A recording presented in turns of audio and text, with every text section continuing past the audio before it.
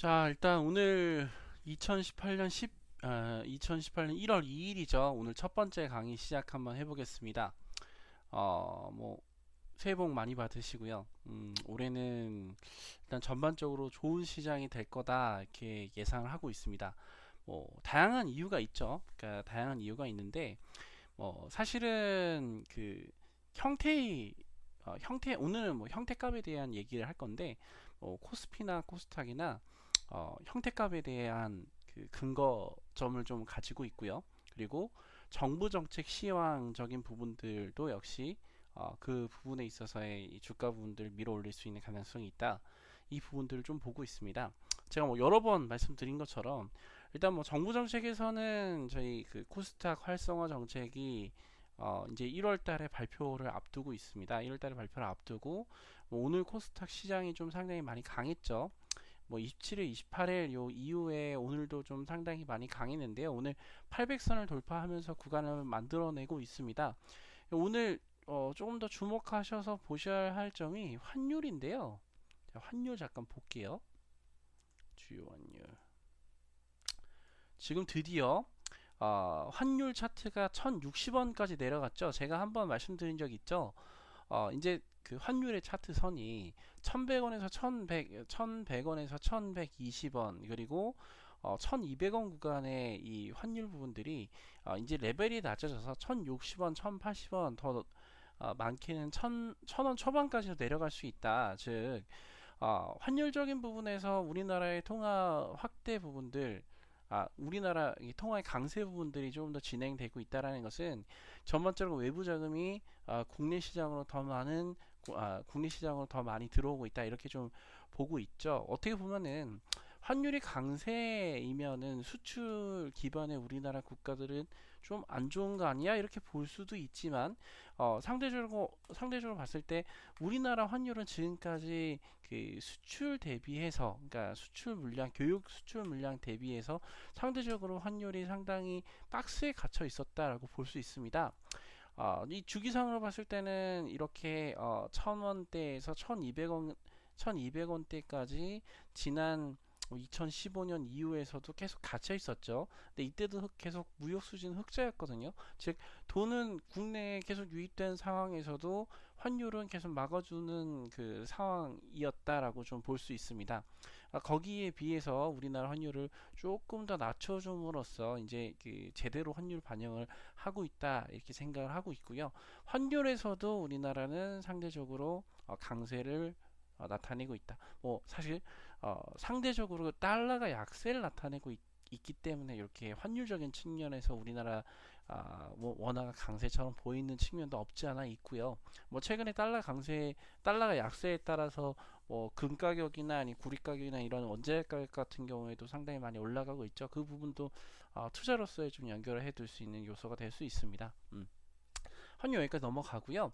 그럼 아까 제가 말씀드렸던 형태값에 대한 부분들을 조금 더 살펴보면요.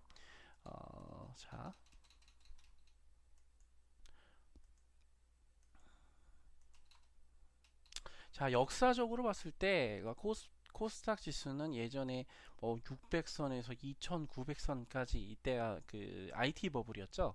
IT 버블일 때 상당히 많이 올라갔었습니다. 거의 340%, 1년 정도 만에 코스닥 지수가 340% 정도의 버블이 있었는데요. 버블이 꺼지고 나서 현재의 흐름입니다. 즉 아직까지 이 800선이라는 구간이 높아 보이지만 여기 있었던 2007년도에 있었던 고점 그리고 2002년도 있었던 여기 있는 이 단기 고점 구간을 아직까지는 못 넘는 위치상 안에다 이렇게 좀 보고 있죠. 근데 그 형태적인 측면을 봤을 때 이렇게 1고점, 2고점 이후에 2차 구간, 2차 구간이 여기가 2차 구간입니다. 2차 구간에서 소주기로 요 하단부를 잡아놓고 본다면은 방향성을 업턴할 수 있는 위치적인 상황을 가지고 있다 이렇게 좀 보고 있고요. 제가 지금 그려드리는 부분들이 조금 어려우실 텐데 오늘 강의 좀 진행 드리면서 제가 그 차트 형태값에 대한 부분들을 계속 이 리딩 때도 말씀드리고 강의 때도 한 번씩 말씀드리는데요. 오늘 예시를 통해서 차트 형태값과 주식 방향에 대한 부분들 좀 말씀 좀 드리도록 하겠습니다. 자, 예시 종목들 좀 갖다 놨고요.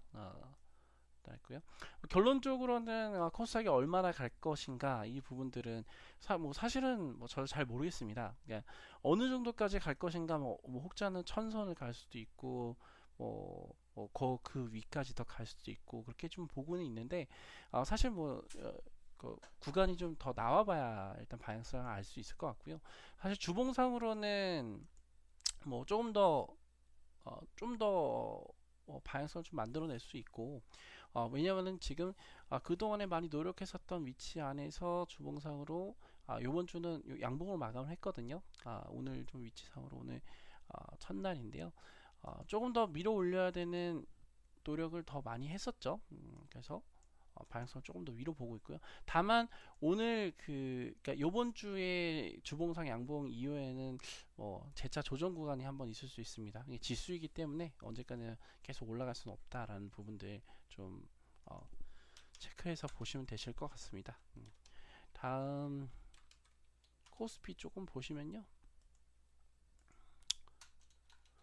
코스피는 이렇게 상대적인 신고가 부분을 나타내고 있습니다. 신고가 부분에서 특히나 여기 있었던 제 2차 주포 구간 이후에 상승 추이를 만들어내고 그 다음에 조정 구간 이렇게 조정 구간 나오고 있죠. 그러면은 전체적으로 봤을 때는 이 부분들이 2차 주포 위치라고 볼 수도 있지만 이렇게 1번 구간, 2번 구간을 만들고 재바닥을 잡고 올라갈 수 있는 가능성도 높다 이렇게 좀 보고 있습니다. 이렇게 재바닥을 잡고 여기 있는 구간을 또 돌파하면은 다시 방향성이 위로 또 열리겠죠. 이런 식으로요. 위로 열리겠죠. 자, 지금 종목을 통해서 자, 차트의 형태값, 차트 형태값에 대한 부분들을 좀 말씀을 좀 드리도록 하겠습니다. 오늘 오전에 제가 용평 리조트 좀 말씀을 드렸죠. 오늘 김정은이 어제 그 신년사 축사하면서 남북 이게 올림픽 동계올림픽 참여를 하면서 또 뭔가 좀 화해 제스처를 좀 보내고 이런 부분들이 좀 있었죠. 그리고 평창올림픽에 대한 성공적인 기원 이런 얘기를 좀 나오면서 오늘 전반적으로 이 남북 경협주들이 좀 방향성을 많이 움직이고 또 특히나 이런 동계올림픽 관련주들이 좀 많이 방향성을 좀 나타냈었습니다. 근데 최근에 그 올해의 흐름을 좀 봤으면은 이렇게 형태 구간을 봤을 때 이 상단 구간에서 수평을 돌고 바닥권에서 이렇게 1번 바닥 만들고 2번 구간 만들고 방향을 이렇게 올라가는 모습을 볼 수 있죠. 보통 쌍바닥을 많이 얘기합니다. 이렇게 쌍바닥. 그리고 쌍바닥보다는 2분의 1 바닥을 좀 보기도 하고요. 또 아니면은 이렇게 4분의 3 바닥까지 이렇게 형태적으로 이렇게 만들어내곤 합니다. 보통은 주식들이 좀 어느 정도 하단을 잡을 때 이런 형태를 좀 많이 만들고요.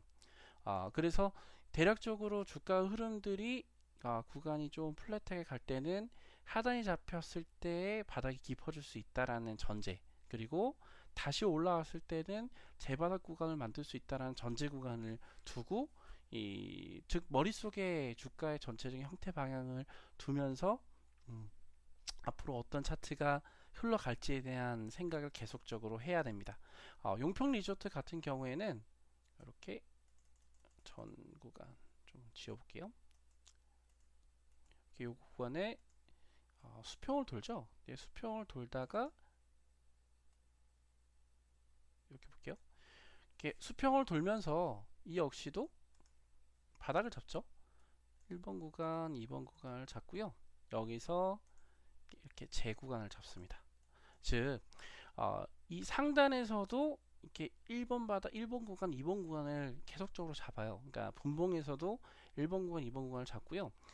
주봉에서도 마찬가지고 월봉에서도 형태적인 측면에서는 계속 구간을 잡습니다. 근데 한 가지 이렇게 보셔야 될 점은 만약에 이 1번 구간, 2번 구간을 잡는 위치 그리고 다시 재바닥 구간을 잡는 위치에서 방향성이 실패하게 되면은 하단이 크게 열린다는 사실입니다. 따라서 무조건 요런 형태적인 흐름들을 보시는 게 아니고 이 형태적인 흐름이 어떻게 보면은 작은 부품이 될 수도 있고요. 자동차라고 치면은 자동차 안에 여러 가지 뭐 너트도 있고 볼트도 있고 그런 부분들이 있잖아요. 그 너트와 볼트가 될 것인지 아니면 그 위치적인 부분들이 그 형태가 되어서 그 부품 자체가 될 것인지 그것들은 조금 후행적입니다. 그러니까 전체 흐름을 봤을 때는 이게 정말 부품이 될 수도 있고 정말 작게 봤을 때는 이 형태적인 흐름을 통해서 주가 방향성이 결정이 될 수가 있고요. 지금 이 종목 같은 경우에 이렇게 작게 봤을 때는 이거는 이 작은 흐름 안에서 방향성을 만들 수 있었다라고 좀 볼 수가 있었지만 큰 흐름, 그러니까 후행적인 큰 흐름을 봤을 때는 수평 구간의 하나였구나. 그리고 수평 구간을 만드는 이 전체적인 흐름 중에 하나였구나. 이런 부분들을 좀 알 수 있습니다. 자, 여기서 수평을 돌면은 하단 구간을 만들어내고 다시 한번 이 고점을 1고점을 만들었을 때 이거를 1번 위치로 보고요. 2번 위치로 보고요. 그리고 이 구간을 1고점 구간을 만들고요. 그리고 다시 그러면 2고점 구간을 만들 수 있겠죠. 그러면은 전체 흐름을 봤을 때는 1번 구간이 왔을 때는 1고점 구간이 나올 수 있겠구나. 즉 요 위치가 왔을 때 1번 구간에 와서 바로 V자로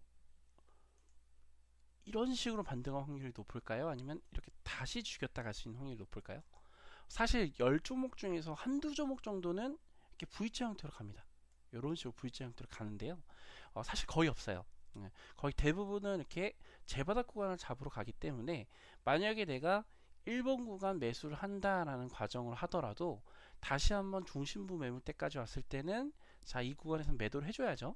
그리고 다시 이렇게 재바닥 구간을 만들었을 때 2번 구간에 왔을 때 여기에 대한 전제는 사실 1번 구간과 2번 구간 안에서 2번 구간이 1번 구간을 깨지 않으면 훨씬 더 좋습니다. 간혹 깨는 형태도 있긴 한데요. 보통은 깨는 형태의 경우에는 하단이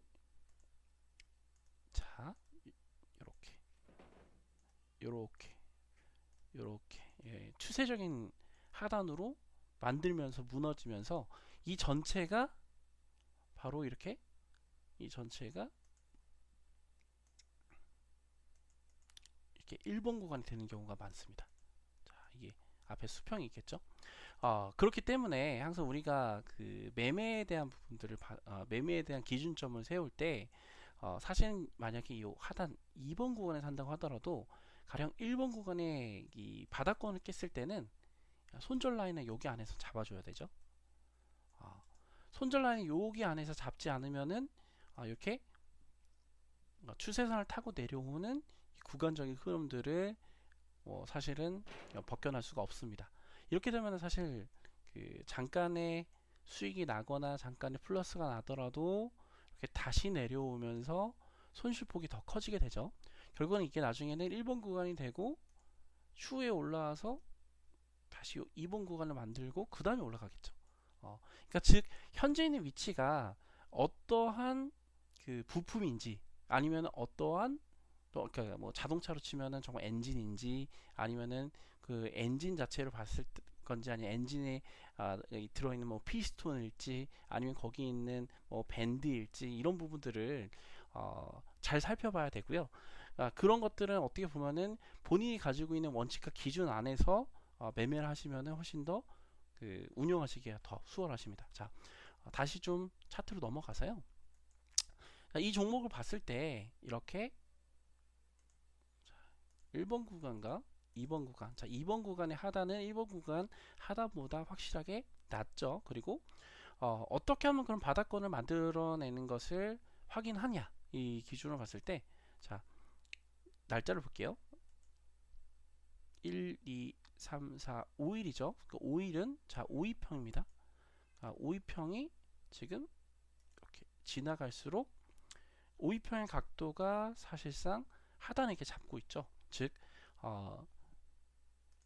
요런 각도에서 요렇게 5위평이 돌기 시작할 때는 어느 정도 하단을 잡고, 자 이렇게 1번 구간보다는 2번 구간이 살짝 높을 때는 1, 2번 구간 안에서 이렇게 재바닥 구간을 잡는 위치겠다, 이렇게 좀 가정을 하시고 보시면 되시고요. 자 그리고 나서 오늘 방향성을 만들고 오늘 시가에 한번 방향을 탕 띄웠습니다. 그러면은 바로 여기까지 올라갈까요? 자 이렇게 주가가 이렇게 갈까요? 일단 그렇게 될 가능성보다는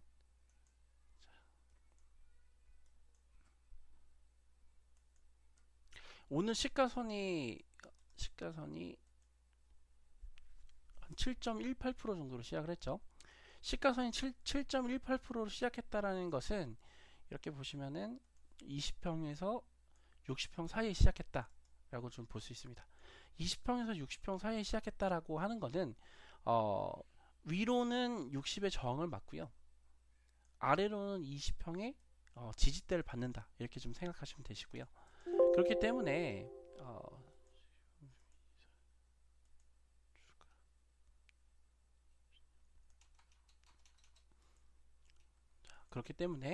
오늘 오전 시가에는 이렇게 시가가 높아서 상단을 뚫긴 했지만 사실은 60을 지나지 못하고 하단 구간에서는 20평 구간을 이렇게 내려와서 지지점을 좀 만들어 주죠. 그러면은 자, 이 위치상으로는 위랑 아래를 이렇게 평행 대칭으로 봤을 때는 사실은 아래쪽 하단이 조금 더 남아 있는 상황입니다. 그러니까 이 경우에 내일 시가에 따라서 위치가 어느 위치, 그러니까 위치가 이렇게 재바닥을 잡을지 아니면은 바로 윗구간을 솟아서 지지를 받고 갈지, 요 구간을 좀 결정할 수 있다라고 좀 볼 수 있는데요. 결론적으로는 이 바닥권을 1번 구간과 2번 구간을 잡았기 때문에 다시 한번 재차 2번 구간, 2번 이고점 구간까지는 상승할 수 있는 가능성을 높여두고 있다, 이렇게 좀 전제를 하시고 보시면 됩니다. 다양하게 지금 이렇게 형태적인 부분들을 다른 종목들에서도 발견할 수 있는데요. 자, 포스코 볼까요? 큰 종목에서도 발견할 수 있습니다. 이렇게 구간을 수평을 돌고 1번 구간을 만들고 2번 구간을 만들죠. 그리고 현 구간에서는 재바닥 구간을 만든 다음에 일단 이 구간에서의 방향성을 이렇게 큰 폭으로 만들지 더 내려갈지를 또 결정을 하는 거죠. 사실 전체적인 구간 흐름을 보면은 이게 수평일 수도 있고요. 그래서 다시 이렇게 재바닥을 만들 수도 있습니다. 자, 이렇게 볼게요. 이거를 수평으로 보고 요런 구간을 만들어낼 수도 있고요.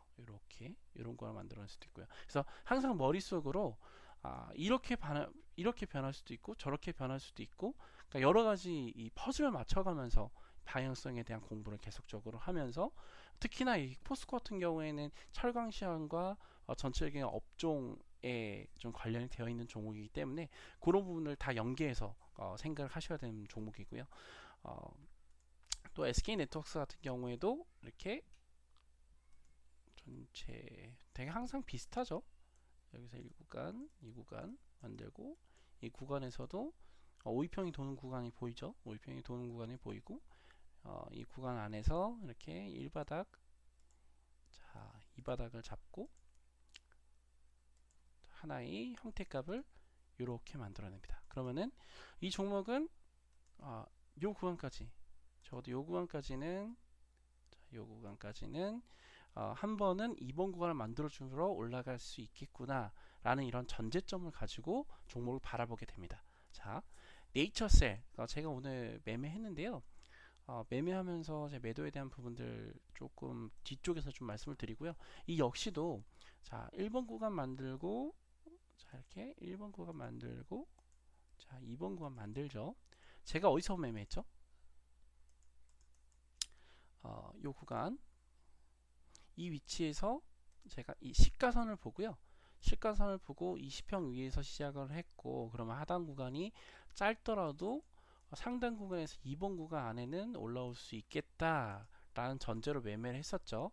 이거랑 똑같이 봤었던 종목이 G3BNT였습니다. 자, G3BNT도 똑같죠. 여기서 1번 구간 만들고 2번 구간 만들었기 때문에 그 다음 방향성, 이 박스권을 돌파하는 방향성 현재 만들어냈고요. 그러면은 현재 위치에선 이 2번 구간, 죄송합니다. 2번 구간이 아니고 재매직 구간을 완성하고 났기 때문에 이 형태값이 어느 정도 방향성을 만들어냈다 이렇게 좀 보고 있는 거고요. 그러면 이 형태값이 완성이 됐을 때는 여기 있는 구간은 어떻게 보면은 강력한 저항대에서 강력한 지지대로 바뀔 수가 있습니다. 그러면은 종목이 이렇게 올라왔다고 하더라도 하단 부분이 내려왔을 때 여기서 재차 매수할 수 있는 매수 포인트가 될 수가 있고요. 오늘 제가 매매한 기준으로 조금 설명을 드리면 그 안에서도 저희가 형태 부분들 발견할 수가 있거든요. 그래서 형태 부분들 계속 좀 설명을 드리면서 오늘 매매한 구간들 좀 체크 점검 좀 해드리도록 하겠습니다. 자, 네이처셀 다시 한번 돌아가면요. 자, 구간을 보았을 때 제가 전일자 시가선을 보고 하단 구간에서 매수를 하던가 방향성이 나타내면은 매수하던가 이렇게 말씀을 드렸었죠. 자, 제가 아마 매매한 구간이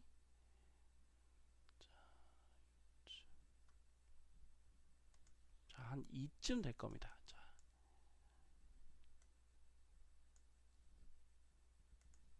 요쯤 될 거고요. 요쯤 될 거고요.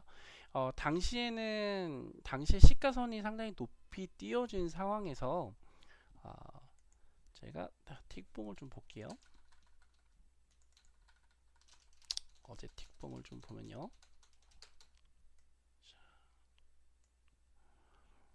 자, 이게 제가 보는 기준에서는 자, 1번 구간, 2번 구간. 자, 2번 구간 중단이라고 생각을 했고요. 만약에 이 구간에서 구간 실패가 있더라도 하단 구간은 짧게 내려오고 다시 올라올 것이다 이렇게 예상을 했었습니다. 그래서 개별적으로는 이 구간에서 매수를 했었고 이렇게 하단 구간이 재차 구간이 나온 다음에 형태를 만들었고요. 그리고 방향성을 전체 기준으로는 이렇게 1번 구간과 2번 구간을 만들고 지금 방향성을 이렇게 업턴을 만들고 있죠. 자, 제가 그럼 오늘 왜 매도했을까요? 구간적인 형태로 봤을 때 이렇게 위치로 자, 헤드앤숄더가 나오고 있었죠. 자, 일단 불안했었던 점은 최근에 3일 동안의 시장이 너무나 많이 급등을 했고 일단 내일장이 만약에 뭐 시가가 좀 띄어진다고 하더라도 음봉 전환을 하게 되면은 방향성을 확보할 수가 없다라는 측면에서 일단 오늘 매도를 했었습니다. 근데 이때 매도를 하고 나서 다시 재바닥을 잡죠. 이렇게 하단을 잡죠. 그러면 내일은 어떻게 해야 될까요? 내일 시장이 좋다라는 전제 하에요. 시장이 좋다라는 전제 하에요. 내일 아마도 내일 음봉 기준으로 시작할 가능성이 높고요. 이렇게 하단을 다시 잡거나 아니면 다시 재바닥을 잡았을 경우에는 재차 매수에 참여해 볼 수 있는 가능성도 있습니다. 뭐 일단 내일 한번 좀 상황을 보고요. 결국에는 2번 구간 안에 1번 구간에 2번 구간에서의 이고점, 자, 이고점과 이고점 구간 사이에서의 요 방향성을 나타내기가 좋고요. 그리고 만약 이고점까지 갔을 때는 12% 정도 수익률이 나오죠.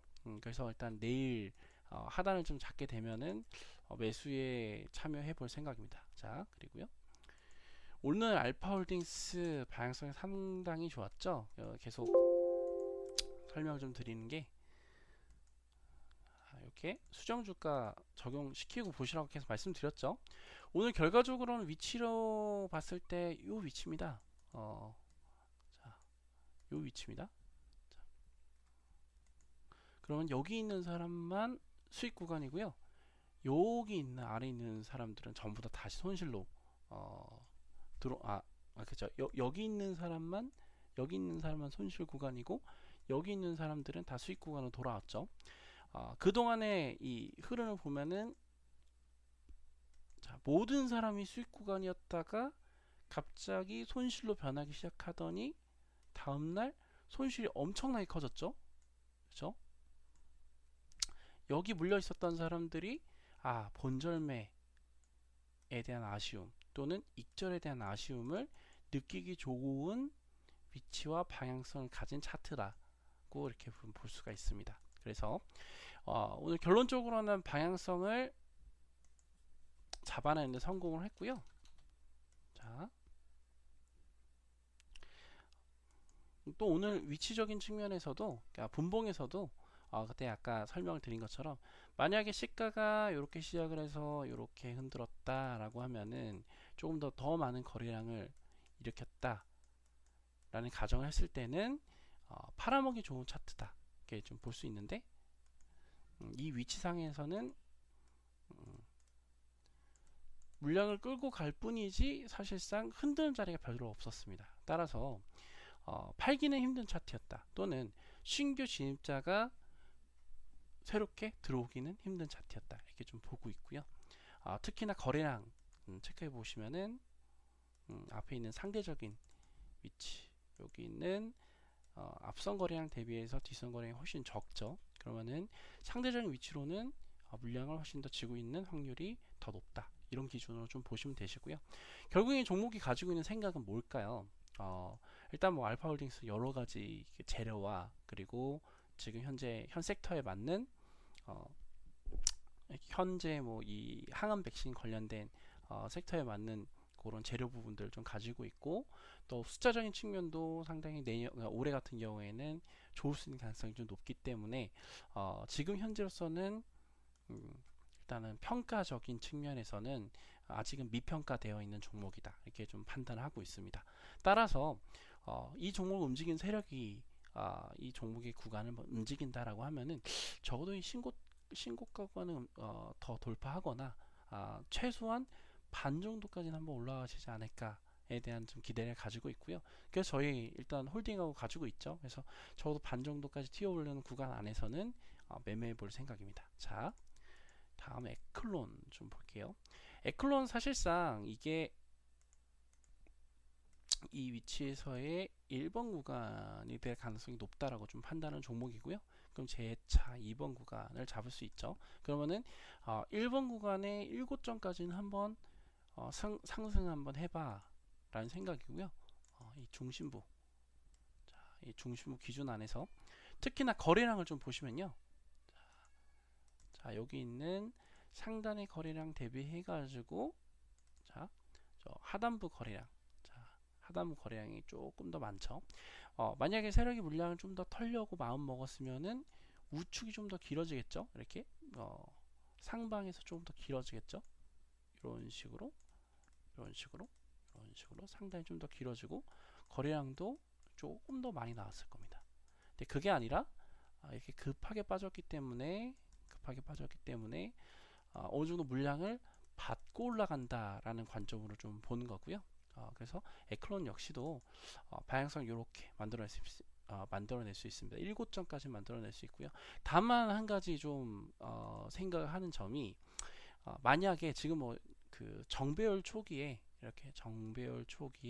방향성도 좋지만 내일 시장이 한번 꺾이게 되면은 한 번은 여기 있는 위치적인 측면을 봤을 때는 7점을 조금 짧게 가져가고 2고점을 이렇게 하단으로 가져간 다음에 만들 수 있는 가능성도 있습니다. 그래서 제가 어떤 분에게도 설명드린 것처럼 음봉이 한번 내려올 수도 있다.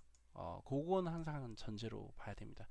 즉 저는 일단 어떤 종목을 사든 내일 바로 간다라는 게 아니고 음봉이 나더라도 한 번 더 살 수 있는 위치 안에서 방향성을 보자라는 게 일단 전제이기 때문에요. 그 구간들은 일단 참고로 해서 좀 보시면 좋으실 것 같고요. 다음은 팀스입니다. 팀스 저희 아직 보유하고 있죠.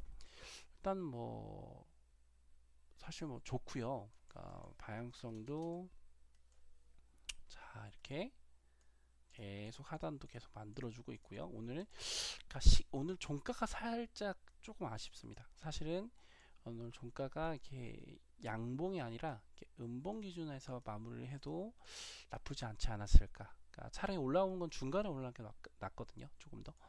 근데 뭐 역시나 방향성을 만들어준다라는 측면을 봤을 때는 내일은 조금 시가선이 좀 더 높은 게 좋습니다. 한 요쯤 시작해서 요쯤까지 움직이는 게 좋고요. 뭐 적어도 뭐 이 길 안에서는 또는 금주 안에서는 주봉상도 그렇고요. 움직여야 되는 텀이 훨씬 더 짧게 느껴지는 종목 중에 하나다라고 보고 있습니다. 뭐 이 역시도 마찬가지로 이렇게 1고점 만들고 2고점 만들 수 있는 가능성도 충분히 높고요. 그러니까 항상 이 차트랑 전체적인 흐름 보실 때는 무조건 간다라는 측면 V자 반등보다는 이렇게 다시 한번 이고점을 줄 수 있다라는 전제를 항상 하시면서 매매를 하시는 게 좋다 이렇게 보고 있습니다. 자, 뭐 영풍지지는 뭐 방향성 만들었고요. 제가 뭐 여러 번 설명드렸죠. 뭐 이 구간 걱정하지 마시고 여기 작은 캔들 때문에 결국에는 이 방향성으로는 여기까지는 올라올 수 있는 가능성 높다. 적어도 절반 이상까지는 튀어 올릴 가능성이 높다. 이렇게 좀 말씀을 드렸죠. 이 구간을 좀 보시면 좋으실 것 같고요. 그리고 일단 내일 기대하는 종목을 조금 말씀을 좀 드리겠습니다. 지금은 뭐 일단 개인적으로 가상화폐 종목들은 주의를 하고 있는 상황인데요. 뭐 정책적인 부분들에 따라서 움직이는 것이 상당히 많기 때문에 가상화폐 부분들은 조금 어떻게 보면 투자분들 주의를 하고 있습니다. 근데 그럼에도 불구하고 뭐 그러니까 방향성에 대한 측면은 계속 만들어지고 있는 것들이 좀 있더라고요. 특히나 우리 기술 투자나 에이티넘 인베스트 같은 경우에는 재료적인 측면으로 봤을 때 이 업비트 관련된 종목이고 비덴트는 빗썸 관련된 종목이죠. 이렇게 중심주, 그러니까 어떤 섹터 안에서 중심주 같은 경우에 더 많은 노력들 그리고 더 많은 재료들 이슈들을 가지고 있어서 다른 기타 여러 잡다구리한 이 가상화폐주들보다는 훨씬 더 한 번에 죽긴 힘들다라고 좀 많이 생각을 하고 있고요. 내일 중심적으로 보는 종목은 비덴트입니다. 사실 비덴트는 오늘 신고가가 나오지 않았죠. 그러니까 어제자, 그러니까 28일 구간에서도 신고가를 내지 않고 음봉으로 죽였는데 오늘은 이렇게 자 이렇게 1번 구간, 2번 구간 만들고 상단을 실패하니까 주가가 빠지고 다시 이렇게 대칭으로 빠졌죠. 이게 또 대칭이죠. 대칭으로 빠졌죠. 대칭으로 빠지면서 하단을 이렇게 이런 식으로 자 하단을 잡아놨습니다. 즉 역헤드앤숄더 구간 안에서 하단을 잡아놓고 다시 방향성을 만들고 이 구간을 만들면서 이렇게 이 구간 안에서의 이 대칭을 만들고 있죠. 즉 위도 대칭이고 또 아래도 대칭인 상황입니다. 자, 현재로서는 아직까지의 의도를 가지고 있다라고 보는 이유는 거래량 때문이고요. 전일자 거래량 대비해서 이렇게 전일자 거래량 대비해서 이 구간들을 모두 건드려줬죠. 자, 여기도 건들고요, 여기도 건들고요, 여기도 건들고요, 여기도 다 건드려줬죠.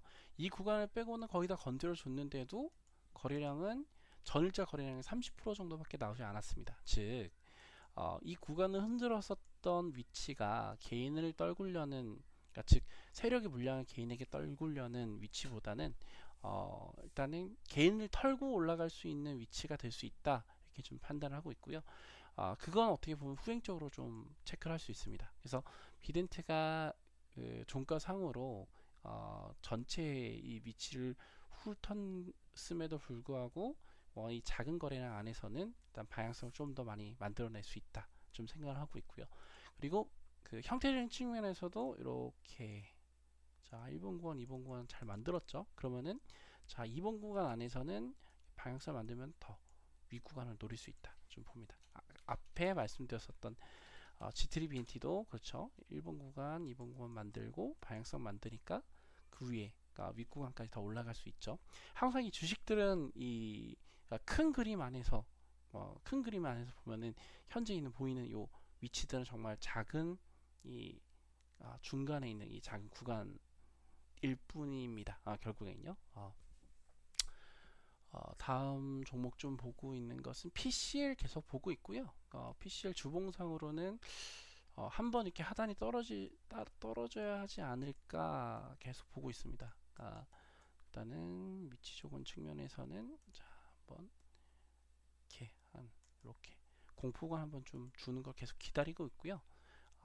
위치적으로는 좀 이렇게 둥그러지길래 개인적으로는 이렇게 둥그러지길래 하단이 조금 더 깊을 거라고 봤었는데 하단이 깊지 않았죠. 그리고 다시 고가를 주긴 했지만 신고가를 주긴 했지만 앞에 있는 구간을 조금 못 미쳤고 거래량 같은 경우에도 충분히 이렇게 요 앞에 있었던 요 위치나 또 여기 있는 구간 위치에 대비해서 훨씬 더 낮은 거래량, 그러니까 적은 거래량을 유지하고 있죠. 그러면은 물량을 많이 지고 있고 또 개인들을 많이 털어내지 못했기 때문에 충분히 흔들어 줄 수 있는 방향성을 또 만들어내야 된다라고 생각하고 있습니다. 따라서 일단 뭐 요번 주 안에는 한번 좀 하단을 한번 훅 주지 않을까 좀 보고 있어요. 그래서 위치적인 측면에서는 자 여기 있는 한 1,300원 구간, 1,300원에서 13,000원에서 14,000원 구간 정도까지 일단 대기를 하고 있는 상황이고요. 자, 위치 13,000원에서 14,000원. 20평을 한번 가까이 깨고 한번 들어와봐 생각을 하고 있습니다. 그리고요. 지금 스윙 쪽으로 보고 있는 종목이 일단은 계속 말씀드렸었던 AD칩스, AD칩스 좀 보고 있고요. 잠시만요. 환경 설정이 있구나. AD칩스 기준을 보면은 지금 오늘자 양봉이 상당히 좀 중요합니다. 오늘자 양봉이 이렇게 보시면은 오늘자 양봉 안에서 이렇게 지금 전체적으로는 장기평도 다 담고 있고요. 이런 단기평들도 모두 이 양봉 안에 담고 있죠. 오늘 기준 안에서는 어느 정도 하단이 잡힌 위치다라고 보고 있고요. 그래서 사실은 이렇게 앞에서 윗꼬리 부분들이 상당히 많습니다. 이 종목의 성향이 윗꼬리가 상당히 많은 종목이라서 오늘도 분봉상으로는 이렇게 올라섰다가 이렇게 윗꼬리 구간을 좀 노리고 기다리고 있었는데 방향을 좀 만들더라고요. 이런 식으로요. 그러면은 내일은 내일은 다시 재차 내려오는 위치 안에서 공략을 해볼 생각입니다. 자, 요 위치 이 구간 안에서 매수를 해서 뭐 가급적이면 이렇게 62평 안에까지 들어오면 좋겠다라는 게 일단 제 생각이고요. 3% 정도 빠지면 좋겠네요. 3% 정도. 그러니까 음봉 안에서는 한번 매수를 해서 스윙해 볼 생각입니다. 그때 대략적으로 설명 한번 드린 것처럼 자 전체 위치 안에서 이렇게 1번 구간, 2번 구간에 자, 하단에 있죠. 2번 구간에 하단에 있고 또 유상증자를 통해서 물량도 어느 정도 지고 있는 상황이다. 이렇게 좀 보고 있고요. 따라서 2번 구간의 하단만 좀 잘 잡으면은 충분히 요 위치나 높은 자리가 필요하다. 좀 생각을 하고 있습니다. 따라서 그러니까 스윙으로도 충분히 가능하고 단기적으로도 적어도 여기 있는 방향성까지는 한번 올라올 가능성이 높다. 좀 그렇게 좀 보고 있는 종목 중에 하나고요. 자, 그리고 바이오니아 좀 보고 있습니다. 바이오니아 뿐만 아니라 지난번에 제가 요 바이오 제약주 이렇게 제가 좋아 보이는 바이오 제약주 쭉 한번 설명을 드렸죠. 자 하나하나 좀 보시면요. 바디텍 매드, 그리고 셀트리온 헬스케어, 셀트리온 제약, 오늘 차바이오텍은 상한가를 갔고요. 삼천당 제약은 19% 정도 올랐습니다. 휴원스 글로벌도 방향성을 만들어내고 있고, 그리고 앱클론은 저희가 매수를 했죠. 랩지노믹스 같은 경우도 뭐 이렇게 제가 봤을 때는 자 이렇게 단기 고점 신호가 나온다고 하더라도 우측 어깨가 나와야 되는 위치다라고 좀 봤었고요. 그래서 적어도 여기 있는 11,700원까지는 한번 올라올 수 있는 자리를 만들지 않을까 생각을 하고 있습니다. 또는 위치적 그 형태적인 측면을 봤을 때 이걸 수평으로 두고 이렇게 한번 올라와서 이렇게 재바닥을 잡고 올라갈 수 있는 가능성도 높은 종목 중에 하나다 좀 생각을 하고 있습니다. 그리고 녹십자셀, 한올바이오, 파미셀, CTC바이오, MG메드 이렇게 종목들 좀 보고 있는데요. 그 중에서 제가 좀 괜찮게 생각하는 종목은 뭐 저희가 매매하고 있는 녹십자셀 그리고 앱클론 정도는 매매했었죠. 그리고 일단 셀트리온 좀 보고 있습니다. 셀트리온 개인적으로 좀 좋게 보고 있고요. 일단 전체 지수 중심주가 될 수 있는 종목은 하나는 가져가야 된다는 게 일단 개인적인 생각이고, 지금 이렇게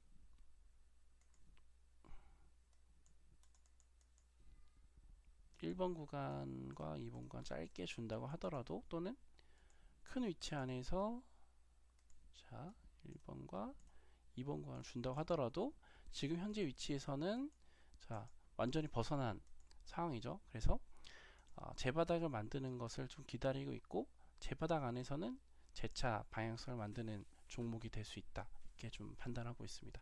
그래서 중요하게 보고 있는 건 셀트리온, 그리고 아까 제가 매수 포인트를 노리고 있는 CTL, 그리고 파미셀 정도 보고 있습니다. 파미셀은 줄기세포 관련해서 그 차바이오텍이랑 좀 연계할 수 있는 종목이라고 좀 보고 있죠. 그래서 오늘 차바이오텍을 제가 1등주로 뽑았었는데 매수를 못했었던 이유가 좀 하단을 좀 기다렸었어요. 그러니까 하단을 좀 기다렸는데 생각했었던 것보다는 조금 더 이렇게 바로 급하게 가버리는 바람에 매수 포인트를 조금 놓쳤는데요.